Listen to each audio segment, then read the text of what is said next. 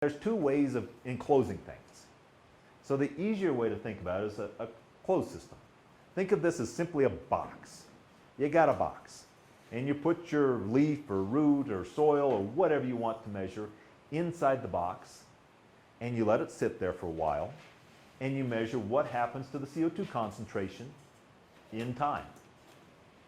It's really pretty straightforward measurement. If you know how big the box is, you know the total amount of carbon dioxide. Think ideal gas law. You know the volume and the pressure and the temperature. You can calculate the concentration. You know the number of moles available.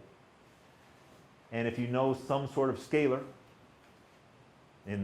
for a case of a leaf, if you have leaf area, if you have soil, you have a volume of soil, whatever your scalar is, you can calculate an assimilation, a flux.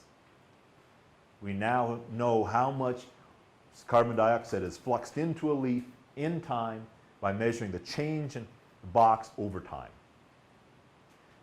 These systems work as long as no air enters or leaves, because if you have a leak, you got a box, and you have a bunch of CO2 in that box, and part of it's going in the leaf, and part of it's diffusing out of the box. You're attributing everything to what's going on with the leaf. The leak will cause an error in your measurement. And so think about sealing up a box to gases. That has become a lot harder to build that box.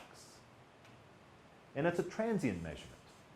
That box is sitting there, and the concentration inside that box is changing as the leaf takes up carbon dioxide. So that box is continually changing its concentration. The water concentration inside that box is continuing to increase as the leaf transpires into that box. So a closed system is inherently a transient measurement. It's always changing. And so the open systems were developed, and this is what the 6400 uses, the Vault system uses, the PP system uses, the ADC system uses. Everybody currently uses open system. They're a little harder, but it's still a box. You have a box, you put your leaf inside the box, and you flow air through the box. If you know what the concentration is before the chamber, you know what the concentration after the chamber is. The difference between those two is what must be going on inside the box. It's nice because it's a steady state system. If you're able to control the concentrations before the box, you can control the concentrations coming out of the box, because eventually what's going on what is going on inside the box will come to a steady state, a constant level of flux. Okay? And so that's what we use in the 6400. The LI 6400 is a steady state system. The things that we measure carbon dioxide and water inside the box. We measure the flow rate. If you've got a box, you know its volume. If you know how much is flowing into the box, you can calculate how long that gas is resident in the box. And so you can calculate what's the concentration being delivered. If you know how much you're delivering and the concentration, you can calculate the number of moles being delivered to the box. You do the same thing after the box. The difference between those two is the number of moles being taken up by what's going on inside the box. We also measure light and temperature. Remember, we talked about temperature. Temperature is important because we need to calculate what is the relative humidity inside the leaf in the apoplastic volume to calculate the resistance of the stomata. Okay?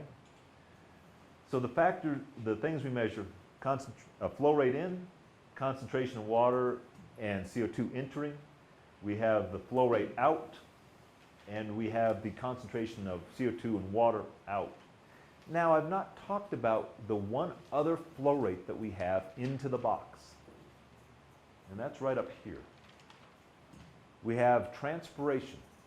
We have water that's moving up the petiole into the leaf and then evaporating.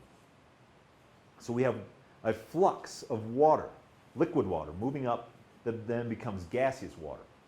So we are adding vapor water to the chamber through transpiration. So we need to account for this as a flow. We're flowing that gas into the chamber. It comes in the liquid form and leaves the chamber as a vapor form. So we actually correct for this mass flow of water into the chamber.